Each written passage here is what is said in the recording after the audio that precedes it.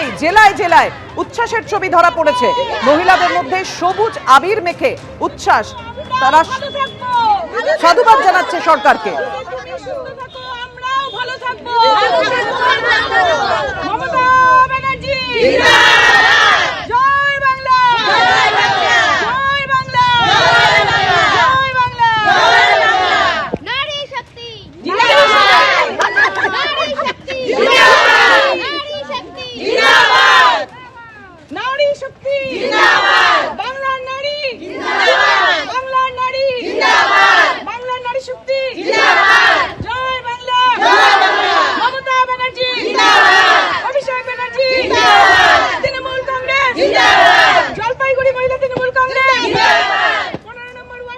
আর দেখুন, লক্ষ্মীর ভান্ডারের বরাদ্দ যেমন বাড়লো, তার পাশাপাশি বেকার ভাতা ঘোষণা করলেন মুখ্যমন্ত্রী মমতা বন্দ্যোপাধ্যায়।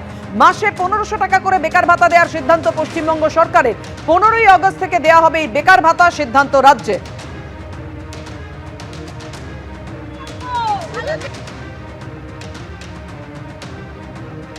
हाँ, 21 से 40 साल तक जो 10 क्लास पास करेंगे उसको स्कॉलरशिप जो मिलता है वो ठीक है, उसमें हम हाथ नहीं लगाएंगे।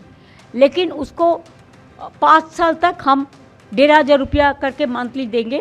जैसे वो लोग नौकरी का भी ढूंढने का कोशिश करें, हम भी कोशिश करेंगे उसको साथ, उनको भी हम जुबो साथी बना के उसको 5 साल तक हम 1 रुपया देंगे। ये न्यू स्कीम है, नया स्कीम है। इसमें भी आपको about 30 lakhs people will be here, 30 lakhs youth will be motivated and generated.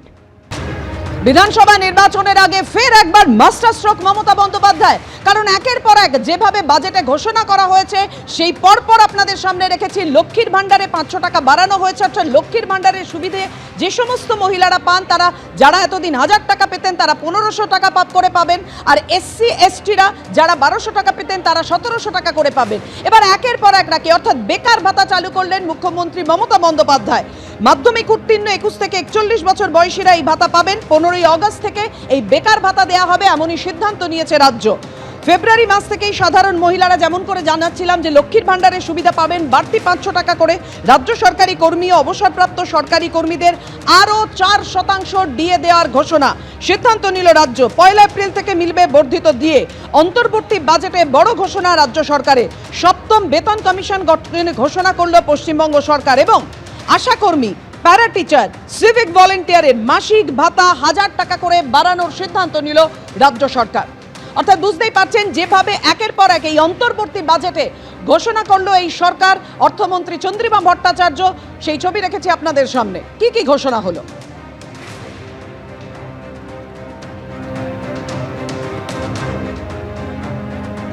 অন্তর্বর্তী বাজেট পেশ হলো আজকে রাজ্যের একেবারে, এবং তারপরে মমতা বন্দ্যোপাধ্যায়ের কিছুক্ষণের মধ্যে বক্তব্য রাখবেন, সেদিকেও আমাদের নজর থাকবে। আর এই অন্তর্বর্তী বাজেটে বড় সড় ঘোষণা, অর্থাৎ বিধানসভা নির্বাচন সামনে, তার আগে কল্পতরু পশ্চিমবঙ্গ সরকার। যেটা নতুন তা হলো বেকার ভাতা দেওয়ার সিদ্ধান্ত নিল এবার পশ্চিমবঙ্গ সরকার।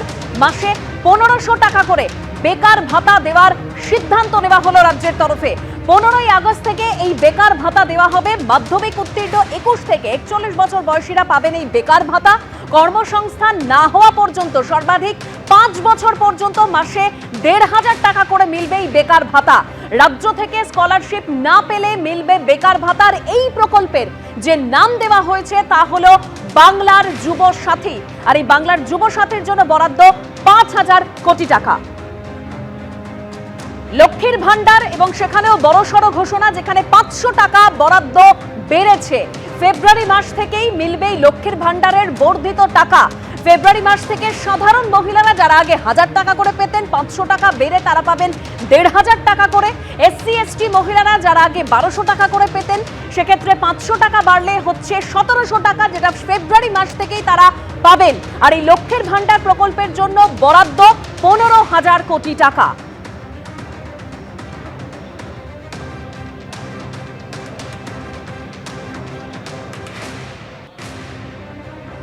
15ই আগস্ট থেকে বেকার ভাতা পাবেন রাজ্যের যুবকরা, সেটা ঘোষণা করলেন আজকে কেউ অর্থমন্ত্রী চন্দ্রিমা ভট্টাচার্য তথা রাজ্য বাজেটে একেবারে কল্পতরু এই রাজ্যের সরকার, পশ্চিমবঙ্গ সরকার। ভোটের ঠিক আগে কি ঘোষণা করলেন অর্থমন্ত্রী, আর কিছুক্ষণ আগে বা পরেই দেখতে পাবেন মুখ্যমন্ত্রী সরাসরি কি বলেন মমতা বন্দ্যোপাধ্যায়, আমাদের নজর রয়েছে সেদিকে। কিন্তু একের পর এক যে ঘোষণা হলো আজকে রাজ্য বাজেটে, রেখেছি আপনাদের সামনে। লক্ষ্মীর ভান্ডারের বাড়তি সুবিধা পেতে চলেছেন যারা এই লক্ষ্মীর ভান্ডারের প্রকল্পের সুবিধা পান, অর্থাৎ 500 টাকা করে বাড়ানো হলো। কাকুলিয়া রোডে গুলি বোমা এখনো অধরা মূল অভিযুক্ত সোনা পাপ্পু। ঘটনার 4 দিন এখনো সোনা পাপ্পু পুলিশের নাগালের বাইরে। প্রতিবাদে ঢাকুরিয়া থেকে শুভেন্দু অধিকারীর নেতৃত্বে সেই মিছিলের ছবি আপনারা দেখছেন। কথা বলবো, আমাদের সঙ্গে রয়েছেন আমাদের প্রতিনিধি শিবাশিস মৌলিক। শিবাশিস, কোন দাবিকে সামনে রেখে শুভেন্দু অধিকারী মিছিল করছেন?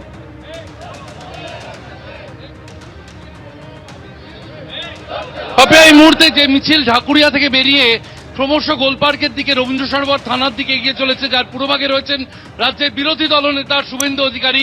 সেই প্রত্যেকটি মিছিল থেকে যে স্লোগান উঠছে তাতে দেখা যাচ্ছে হাতে প্ল্যাকার্ডে লেখা রয়েছে অবিলম্বে সোনা পাপ্পুর গ্রেপ্তারি চাই। অর্থাৎ এই কাকুলিয়া কাণ্ডের যে মূল অভিযুক্ত, সেই মূল অভিযুক্তের অবিলম্বে গ্রেপ্তারি চেয়ে কিন্তু বিজেপির পক্ষ থেকে আজকের এই মিছিল, যার পুরোভাগে রয়েছেন রাজ্যের বিরোধী দলনেতা শুভেন্দু অধিকারী। তিনি নিজেই স্লোগান তুলছেন এবং মাধ্যমিক পরীক্ষা চলার কারণে কোন রকম মাইক ব্যবহার করা হচ্ছে না। আমি একটু স্লোগান শোনানোর চেষ্টা করব। কলকাতাকে গুন্ডামুক্ত করতে হবে, অবিলম্বে তিলোত্তমা কলকাতাকে গুন্ডামুক্ত করতে হবে। দিকে দিকে গুন্ডামি চলছে কেন? পুলিশ মন্ত্রী জবাব দাও। চাইছো জবাব? এই মিছিলে দলে দলে যোগ দিন। অবিলম্বে গ্রেফতার করতে হবে। এই তৃণমূল কাউন্সিলর বিধায়ক গুন্ডার অশুভ আত্মার ধ্বংস হোক। এই তৃণমূলের কাউন্সিলর বিধায়ক সোনা পাপ্পুর অশুভ আত্মার ধ্বংস হোক। অবিলম্বে গুন্ডা রাজ খতম করো। অবিলম্বে গুন্ডা রাজ খতম করো। যে স্লোগান তুলছেন রাজ্যের বিরোধী দলনেতা শুভেন্দু অধিকারী, তাতে তুমি বুঝতে পারলে যে কাকুলিয়া কাণ্ডের মূল অভিযুক্ত কেন এখনো অধরা, সেই প্রশ্ন তুলে বিজেপির পক্ষ থেকে ঢাকুরিয়া থেকে গোলপার্ক পর্যন্ত আজকের এই মিছিল। প্রবীর থেকে আরো একবার সেই ছবি দেখানোর কথা বলবো। শুভেন্দু অধিকারী নেতৃত্বে তিনি নিজের স্লোগান তুলে এই মিছিল এগিয়ে চলেছে এবং মিছিলের গন্তব্য কিন্তু রবীন্দ্র সরোবর থানা।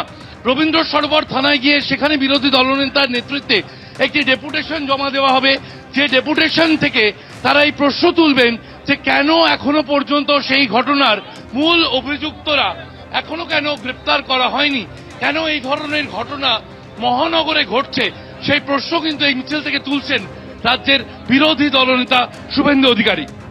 পাপিয়া, শিবাশিস, তুমি আমাদের সঙ্গে থাকো। কাকুলিয়ার ঘটনার 4 দিন, দুষ্কৃতী তাণ্ডবের 4 দিন, এখনো মূল অভিযুক্ত সোনা পাপ্পু সে এখনো পুলিশের নাগালের বাইরে। আর সেই ঘটনার প্রতিবাদে অবিলম্বে সোনা পাপ্পুর গ্রেফতারির দাবিতে সরব হয়েছেন শুভেন্দু অধিকারী। এই মুহূর্তে সেই মিছিলের ছবি আপনারা দেখছেন।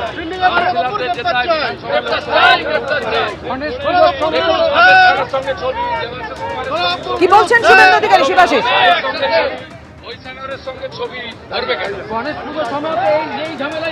এক একটা এলাকা সব শহরে সাজা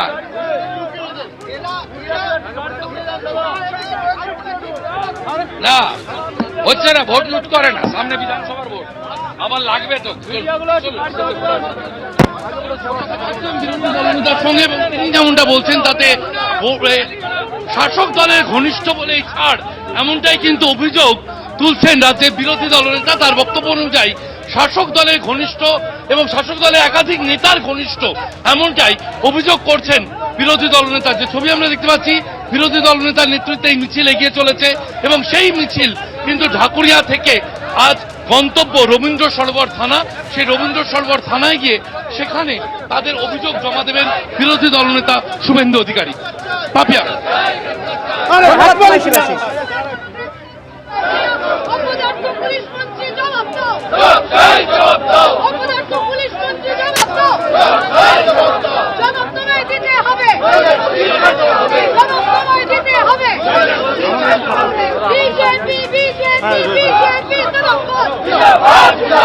বিজেপি